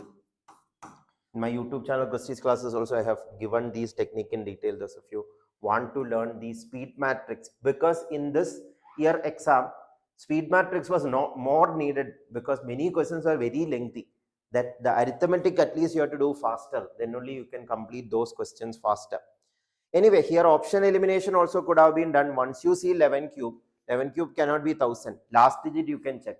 The last digit power cycle idea we have discussed in the class can help you. Once power cycle all end with 1 only. So the answer should end with 1. Only option with end with 1 is 1331. So next one, yeah, this one actually there are multiple ways of doing it. Remainder theorem idea. What is a remainder when 9 cube plus 9 raised to 4 plus 9 raised to 5 plus up to 9 raised to 100? 9 raised to 3, 9 raised to 4, 9 raised to 5 up to 9 raised to 100 means look at the powers and see how many numbers are there. 3, 4, 5, 6 up to 100. 98 numbers are there. Na? 98 numbers are there. So 98 numbers are added. Each of the number. So the remainder theorem says that a by x plus b by x plus or a plus b plus c plus d by x is same as remainder of a plus b plus c plus d by x is same as remainder of a by d, remainder of a by x plus remainder of b by x plus remainder of c by x plus remainder of d by x. That means you can separately find the remainders and add it also. That will be the same answer. That means instead of finding the sum of all these and finding the remainder, you can find 9 cube by 6 remainder, 9 raised to 4 by r for remainder, 9 raised to 4 by 6 remainder, etc. So let us analyze this. 9 cube, here also 9 cube is what? 9 into 9 into 9. Remainder theorem multiplication version says what? 9 into 9 into 9 divided by 6 is same as 9 by 6 remainder into 9 by 6 remainder into 9 by 6 remainder. This is what? 9 by 6 remainder is 3. 9 divided by 6 remainder is 3. Na? So this is 3 into 3 into 3. 3 into 3 into 3 into, 3 into 3 into 3 is 27. Remainder divided by 6 is going to be 3 only. Same way, this is 3 into 3 into 3 into 3. 4 times 3. That is 9 into 9. That 9 by 6 again give you 3. This 9 raised to 4 is same as 3 raised to 8. Na? Or you can directly say 9 raised to 4 is what? 9 into 9 into 9 into 9. 9 by 6 is 3 remainder. So 3 into 3 into 3 into 3, you can rewrite this. 3 into 3 is 9. So 3 into 3 into 3 into 3 is 9 into 9. 9 by 6 again gives remainder 3. This is how to simplify.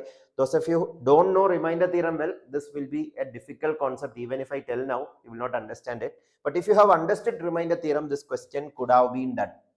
So anyway, you can observe that this is going to be also 9 into 9. That is 3 into 3 itself. Again 9, again 3.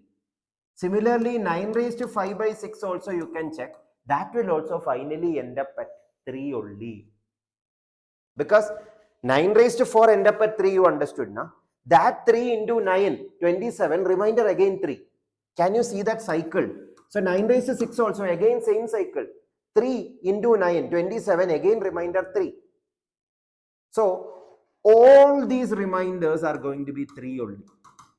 So the answer for this is remainder of 3 plus 3 plus 3 plus 3. How many times? 98 times. Because 3 to 100 is not 100. It is only 98 times. 3 added 98 times. 3 added 98 times means 3 added 98 times divided by 6. 3 added 2 times will give you 6 now. So this is nothing but 3 added 98 times is same as 6 added 49 times. 6 added 49 times means 49 into 6 now. 49 into 6. 49 into 6 means 6 by 6 remainder is 0. 0 into anything remainder is again going to be 0 only. So the answer is going to be 0. This question, this is one of the approaches. There are different ways of doing it. So anyway, 0 is going to be the answer. Remainder theorem was the main thing there. This is another data sufficiency problem. Here also there was an answer. I think the slide, the below bottom part is not visible. There is an answer called the question cannot be answered even with both. Question can be answered without any of the statement also. As I told, that is a new way they are asking options. Let us check which is correct answer. What is the smallest one-digit number having exactly 4 distinct factors? In the factors and divisibility chapter, we have discussed how to understand factors properly. So 2 have factors like 1 into 2. 4 distinct factors we need. 2 have only 2 factors. So 3 have only 2 factors, 1 and 3. 4 have only 2 factors, 3 factors, 1, 4 and 2. 5 have only 2 factors. Prime numbers have only 2 factors. Now 6, listen carefully. 1 into 6 is 6. 2 into 3 is 6. So 4 factors are there. Na? So the smallest number which have 4 distinct factors is 6. What idea or what clues from the question did we use? We haven't used any clues. We just answered the question just by number system theory. That means statement 1 and statement 2 are unnecessary. This is where people can misunderstand. Because if you don't understand a data sufficiency problem well, you can think like, okay, 2 is one of the factors. Yes, 2 is one of the factors. It is correct now. So we have to tick statement 1 is correct. 3 is one of the, that is also correct. Question is not asking whether that is correct or not. Question is asking whether that is needed, whether that is necessary to answer the question. It is not necessary to answer the question. That is why we can say answer is option D. Actually, due to the layouting, the fourth option is not visible. Fourth option was the answer. Question can be answered even without any of the statements. So option D is the correct answer. Next question also. Yeah, this is the fourth option. Question can be answered even without using any of the statement. This will be the answer for the previous question. Now this question, same 4 options itself. PQRs are distinct non-digit number. PP into PQ is RRSS, where P less than or equal to 3, Q less than or equal to 4. P less than or equal to 3 means P can be maximum 3, Q can be maximum 4. It cannot be above that. That means P can be, P and Q are digits now. So P can be 1, 2, 3, 1, 2, 3 only, 1 or 2 or 3. Q can be 1 or 2 or 3 or 4 only. Okay, now this expression is what we need to find the answer. P into PQ is RRSS. RRSS clearly says that's a 4-digit number. Na? RRSS means it's a 4-digit number. Now, if you take a small value for P as 1 or 2, what happens? If P is say 2 also, what happens? 22 into something. This P is also 2. 22 into 2 something. What can be Q? Q can be maximum 4. 22 into 24. That is below 1000. Na? That's a 3-digit number only. Because 24 into 24 is 24 square. That is, or 25 square is 625. Na? 22 into 24 is below 625. So it is just a 3-digit number. But we need a 4-digit number. So taking P2 or 1, if 2 will not work, 1 will be even smaller. Na? So taking P1 or 2 is not valid at all. So P is definitely 3. P is definitely 3. I hope all of you understand that point, why P is definitely 3. So this is 33 into, listen carefully now, 33 into 3 something, 33 into, now Q, what it can be? Q can be 1 or 2 or 3 or 4 only. Na? 33 into 31, you can, again, this is where I told you, your arithmetic skills are very important. 33 into 31, Vedic math trick if you use, IXI technique, 3 into 1, 3, 3 plus 3, 12, 12 means 2, carry over 1, 3 into 3, 9 plus 1, 10. 1 second. 3. Yeah, 1023 you are getting, but you need to get RRSS equal. Na? So 33 into 31 is not valid. Then 33 into 32. 33 into 32, let us check. 33 into 32. 3 into 2, 6. 6 plus 9, 14. Carry over 1. 9 plus 1, 10. Again, RRSS, the last 2 digits should be same. That itself is not valid. Now, Q cannot be 3 because question says distinct non-zero digits. Distinct non-zero digits, so it cannot be 3. So, the only remaining possibility is 33 into 34. You can try that for confirmation. 3 into 4, 12. Carry over 1. 12 plus 9, 21 plus 1, 22. So 2 carried over will be 1, 1, 1, 2, 2. That is RRSS format is satisfied. So what is the value of Q? Q should be equal to 4. Q should be equal to 4. Now for that, did we use R equal to 1 or S equal to 2? Yeah, finally R is 1, S is 2 is correct. This is where it is very tricky actually. Those who are not familiar with PYQ or patterns of UPSC can misunderstand this question also. They will think that R and S may be clues that is given to you to help you to answer. Yeah, R and S are clues, but whether that clues is necessary or not, that is what the question is asking. That clues are not necessary at all. No? That clues are not necessary at all. That is why the answer is question can be answered even without using any of the statements. So the properties of digits, speed matrix, etc. would have been helpful here. Next question is a blood relation question. Blood relation question, the most important thing is relationship tree. You should know how to draw it. So relationship tree I will draw. How is Q related to P is the question. Again, here anyway you cannot answer it without any statement because Q, P, we don't know who they are, how they are connected, nothing we know. So P has 2 sisters, R and S. I'm not elaborating what is relationship tree, but those of you are not familiar, please, if you Google it also, you can find what is relationship tree because that's a very popular technique to do blood relation. Otherwise, you can check out my previous videos on blood relation. Whatever my videos, previous videos, if you want, you can check it by Christy Vergas. If you search blood relation by Christy Vergas, if you check, you can find the blood relation trick, how to solve relationship tree, how to draw relationship tree. P has 2 sisters, R and S. So P has 2 sisters means we don't know the gender of P, but we know the gender of R and S because R and S are sisters, female. So female people we will denote by circle, male people will denote by square or rectangle. But P's gender we don't know. This horizontal line means they are siblings, brother or sister to each other. So with this statement alone, can you say who is Q and P, how is Q and P related? No. We don't even know who is Q.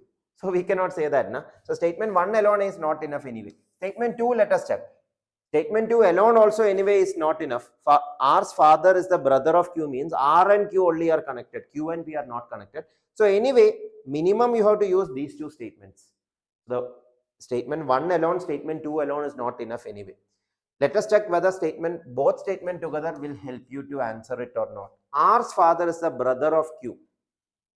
R's father, P's father, S father, everyone is same, na? Because they are siblings. I will redraw the picture so that there is enough space.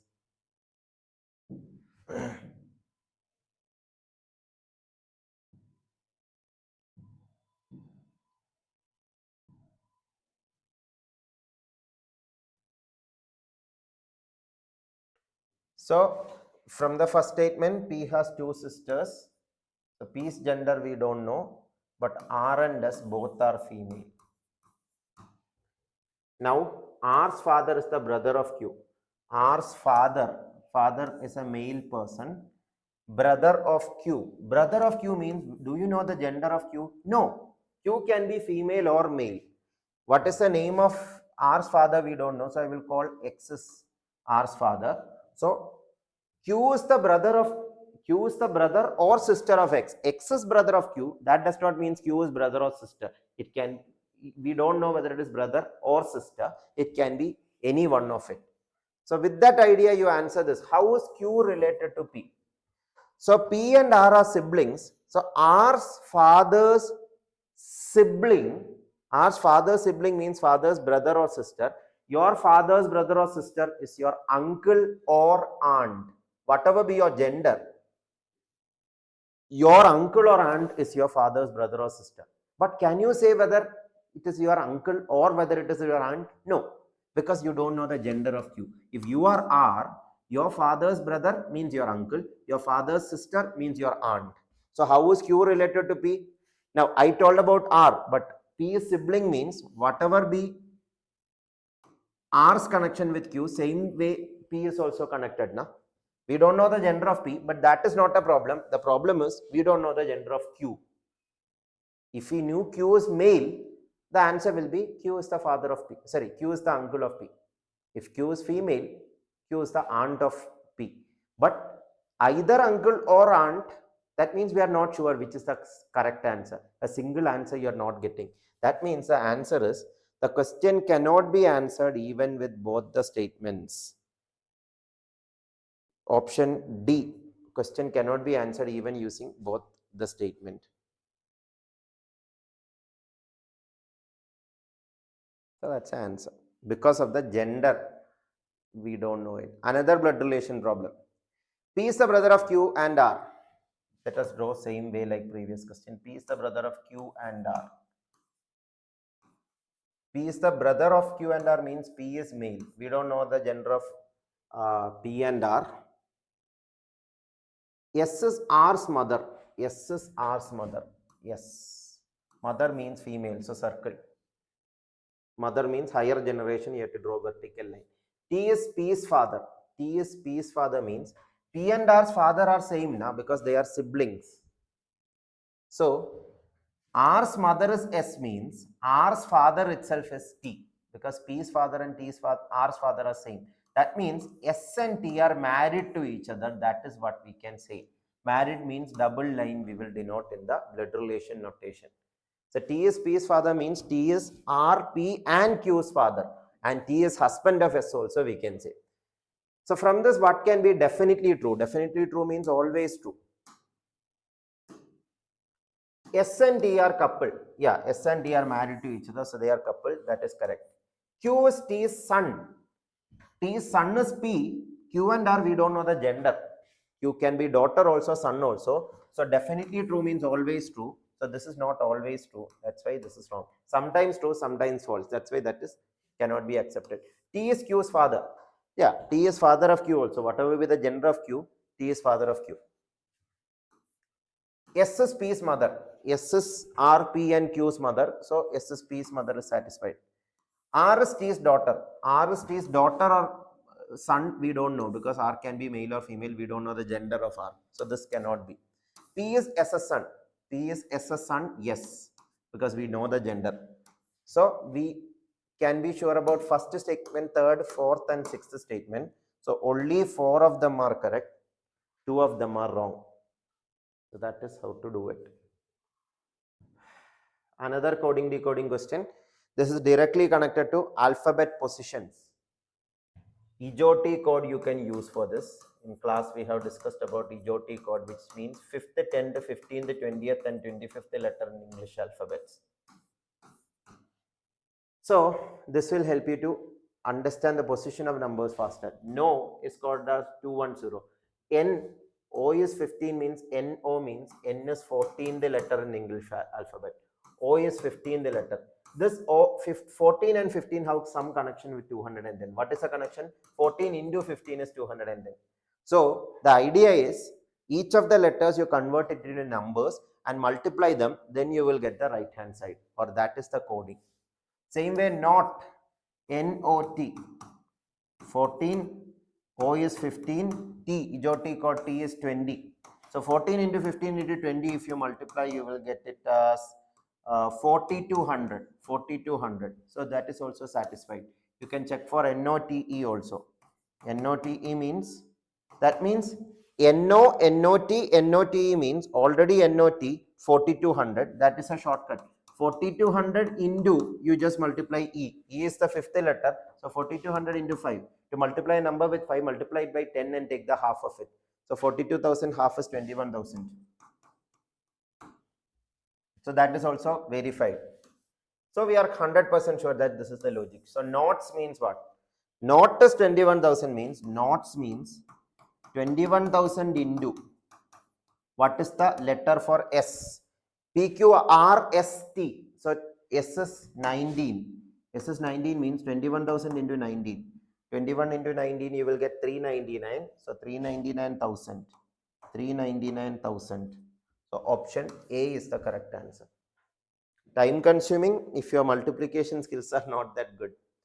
Another coding decoding question. This was very simple, direct coding. Coding decoding, I have taught you 13 different ways of coding decoding, and the questions were asked only from that ways only this time. All the 3 questions asked. Okay, so France is coded as 654321 means F is 6, R is 5, A is 4, N is 3, C is 2, and 1, E is 1. That way you can understand. Same in the case of Germany. Then what about Yemen? Yemen, this E and E are same, na? So can you see E somewhere? Yes, France last letter is E. So this should be 1, this should be 1. Let us check options. Here it is not 1, 1. So this is eliminated. Remaining 3 options are okay with respect to that. Now Y, what is Y? Germany last letter is Y. So last number here is 7. So it should start with 7. Option starting with 7 is only last 2 options. Now let us check the middle digit. M. Germany, 4th letter is M. So 4th digit is 8. So it should be 8. Likewise, you can eliminate. You don't have to find all the digits. N and all you don't have to find, but if you want, you can practice it. N is 3 because France 4th letter is 3. Germany second last letter is also 3. Yeah, you can cross check it by the repeating letter, whether the digit is repeated or not, to confirm that this itself is the logic. This was a work and time problem. It takes more time to explain this. I'll try to give you a summary of this. This you have to use intuitive ideas to answer this faster. X can complete 1/3 of a certain work in 6 days. 1/3 in 6 days means full work is 3 times of that. To complete the full work, total work, X needs 6 into 3, 18 days. Similarly, Y can complete 1/3 in 8 days means full work is 8 into 3, 24 days. Z can complete 3/4 in 12 days. 3/4 in 12 days means 1/4 will be 1/3 of 12, 4. So full work will be 4 into 4, 16. You have to know that intuitive idea, how to do that in the mind itself instead of writing it in the paper. So this is the time taken by each of them to complete the full work.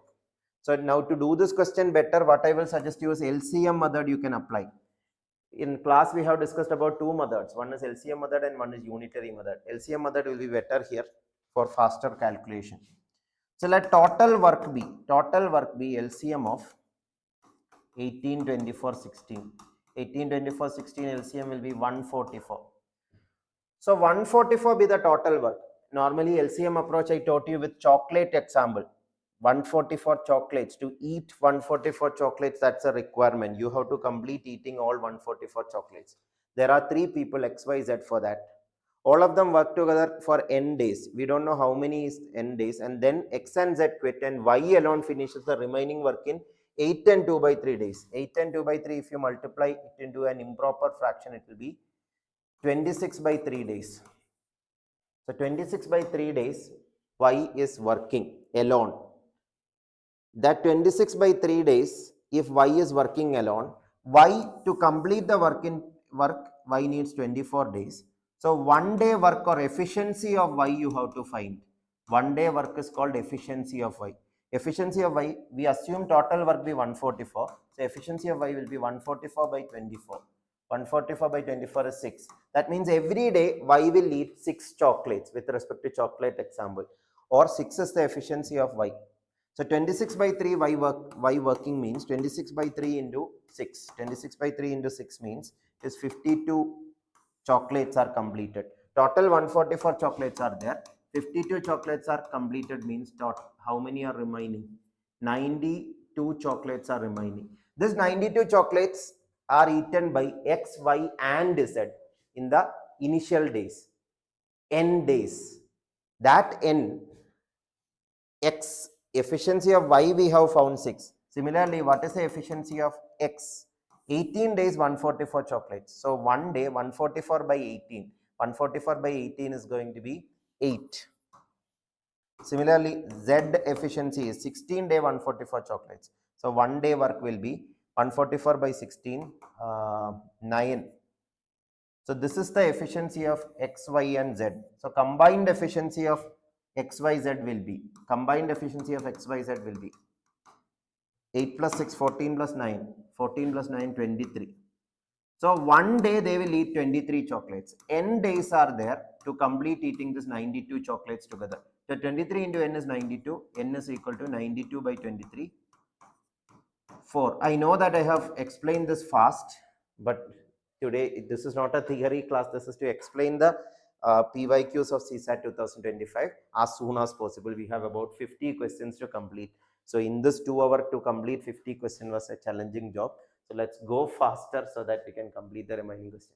This question is very simple. I have explained this multiple times. In the theory also we have discussed 2-tier sequence. This is a 2-tier sequence. 3 minus 1 is 2. 6 minus 3 is 3.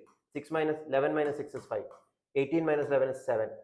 So 2, 3, 5, 7 are consecutive prime numbers. Next prime number after 7 is 11.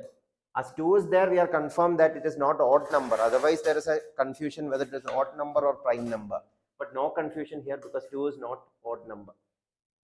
So 18 plus 11, 29 should be the missing number. 29 plus 11, this is 11 difference. So 29 here. 29 and 42, 13 difference. So that pattern is continuing. So clearly X is 29. 2-tier prime sequence, this is called. This is work and time itself. Pipe and cistern problem is an extension of work and time problem. This question is similar to that idea I have shown you for the previous question. Time consuming question, but it is easy if you know the theory. This LCM method and unitary method, if you know, this question was easily doable. Easily means time consuming, but it was not like an impossible question. N is a natural number, then what is the number of distinct remainders of 1 square plus 2 square? Sorry, it is 1 raised to n plus 2 raised to n when it is divided by 4. So n is a natural number, so you can't take 0. Don't take 0, you will get a wrong answer. So let us take n equal to 1. Then what you will get? 1 raised to 1 plus 2 raised to 1. That is what? 3. 3 divided by 4, what is the remainder? 3. N equal to 2. 1 raised to 2 plus 2 raised to 2. That is 4 plus 1, 5. 5 divided by 4, remainder is what? 1. N equal to 3. 1 raised to 3 plus 2 raised to 3. That is 1 plus 8. 9 divided by 4, remainder is 1. Now, if you take any other higher value of n, always the remainder is 1. That actually you can understand why. 2 raised to n means 2 into 2 into 2 into 2 sometime. Na? When n is greater than or equal to 2 or greater than 1, 2 raised to 2 or 2 raised to 3 or 2 raised to 4, all will be multiples of 4. Are you agreeing? Because 2 raised to 2 is 4. 4 into 2, 8 is a multiple of 4. 8 into 2, 16 is a multiple of 4. 16 into 2, 32 is a multiple of 4. A multiple of 4, that means the second part is clearly a multiple of 4 from n equal to 2 onwards. Multiple of 4 plus 1 raised to any power is 1 only. Multiple of 4 plus 1 means remainder is 1. Na? That's a reason for all these cases remainder is 1 except n equal to 1. Because when n equal to 1, 2 raised to 1 is not a multiple of 4. So remainder 3, remainder 1 both are possible. So the answer is not 3 or 1, answer is 2. How many are the question? How many different remainders are possible? So 2 different remainders, 1 and 3 are the 2 different remainders. Now this one is also a time consuming question. PSQQQ, here the property, this is actually a repetition idea. In previous years also they have asked. Let us, you can take Q is equal to 111. The property of 111, prime factorizing prime 111, this was required in many of the PYQs in CSAT. Multiple years this idea was used. 111, if you prime factorize, you will get 3 divided 37, which is a prime. 3 into 37 is 111. So this QQQ can be written as Q into 111. That means Q into 3 into 37. That is how to simplify this. So HCF of Q into 3 into 37 and 481. 481 if you factorize, 481 if you prime factorize, 3 is a factor, sorry, 3 is not a factor.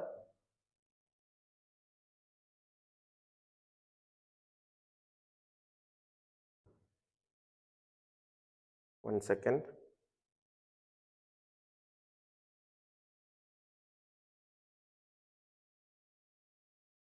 $37 is going to be a factor, you can check it.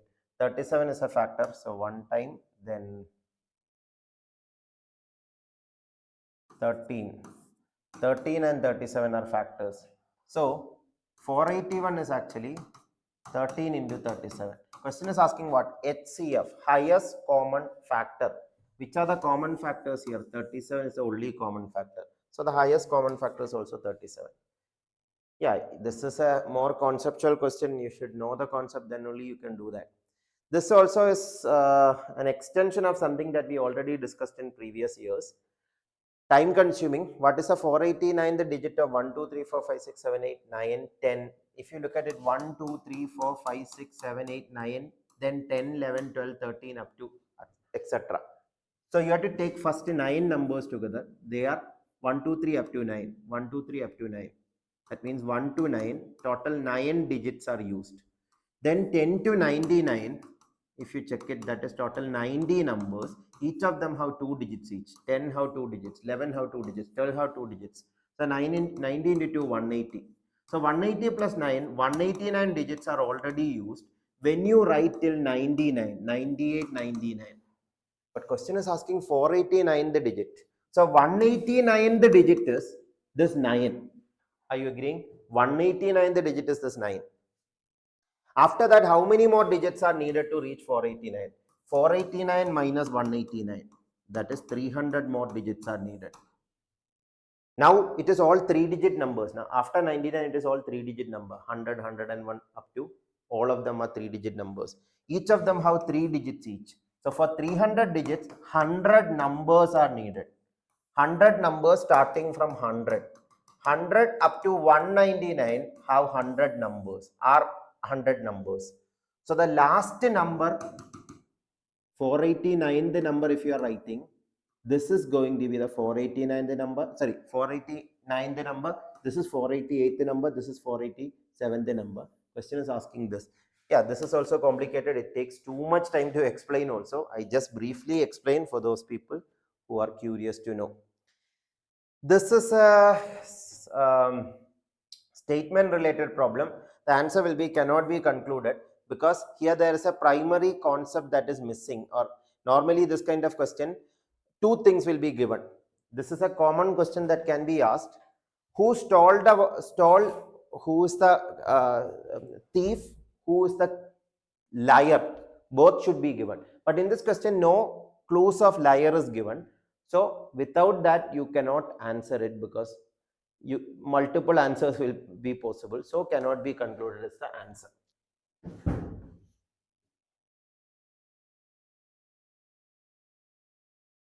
This also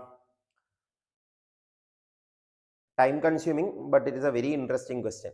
PQR participated in a tournament in which teams play. Just a minute. Yeah, we'll discuss this also.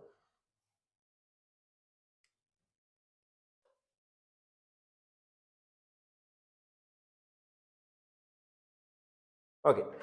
3 teams PQR participated in a tournament in which the teams play with one another exactly once. A win fetches a team 2 points and a draw 1 point. A team gets no point for a loss. Each team scored exactly 1 goal in the tournament. The team P got 3 points, Q got 2 points, and R got 1 point. Which of the following is correct? So, the result of the match between P and Q is a draw with the score 0-0. So, we have to see whether that is always correct. Result of the match P and Q. Can it be only 0-0 or any other possibility also possible? That is what you have to understand. So there are 3 people PQR. Each team's got exactly 1 goal. So this is an important clue. Exactly 1 goal. Team P got 3 points, Q got 2 points, and R got 1 point. So here you have to understand, team P got 3 points means P got 1 win and 1 draw for sure. Because 2 points with otherwise 3 draw, but total 2 matches only they played. Na? PQR means PQ, QR, PR. These are the 3 games. So 1 win and 1 draw for sure. Q got 2 points means either 1 win or another possibility is 2 draws. 2 possibility. R got 1 point means 1 draw is the only possibility. 1 draw means the remaining matches are it lost. 1 loss, 1 match lost also. 1 win means 1 win and 1 lose. 1 match lost or 2. So these are the 3 scenarios or 4 scenarios. Result of the match between P and Q is a draw. So P and Q match, can you say it is a draw? Let us see what is the meaning of P and Q being a draw. P and Q being a draw means P got 1 draw. That means the other match P should win. That means P and Q match, P and R match, P and Q and R match. These are the 3 matches. So result of the match between P and Q is a draw means, this is draw means if P have a draw, 1 win should be there. So this should be a win. This should be a win for sure. Let us check whether that is contradicting anything else. And one more clue is P and Q is a draw and the score is 0-0. Score is 0-0. Total question says that each team scored exactly 1 goal in the tournament. That means for P to win this game, the score should be 1-0 only. Because if it is 1-1, it is not winning. Na? So 1-0 means, what does that mean? R got 0 points, 0 goal here. R should get 1 more goal. Na? That goal R can get only from the third match. So R should get 1 goal. QRR 1 goal. Now Q should get 1 goal. Na? That means Q should score 1-1. This match result in 1-1. That means clearly this is a draw. Now whether the draw is acceptable or not, that is what we have to check. So P got 3 points, 1 win, 1 draw. That is satisfied. Now Q got 2 points. Is Q getting 2 points? Yeah, from here 1 point, from here 1 point. So that is satisfied. R got 1 point. Is it correct? R got 1 point. No. Yeah, R got 1 point. That is also satisfied.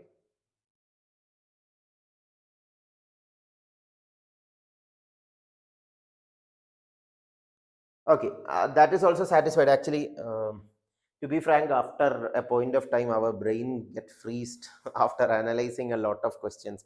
Just like in your exam hall, you get freezed after analyzing a lot of questions. Now, my brain is in that situation. Anyway, this first statement, in this case, it is satisfying all condition, but you have to check the contradiction also. If P and Q is not ending at a draw, what happens? That also you may have to consider. Yeah, this is the approach. You can continue with this and complete this question. So that was the idea of that question. Now I'm not thinking more because, as I told, my brain is already overloaded by this analysis of almost 45 questions, I guess.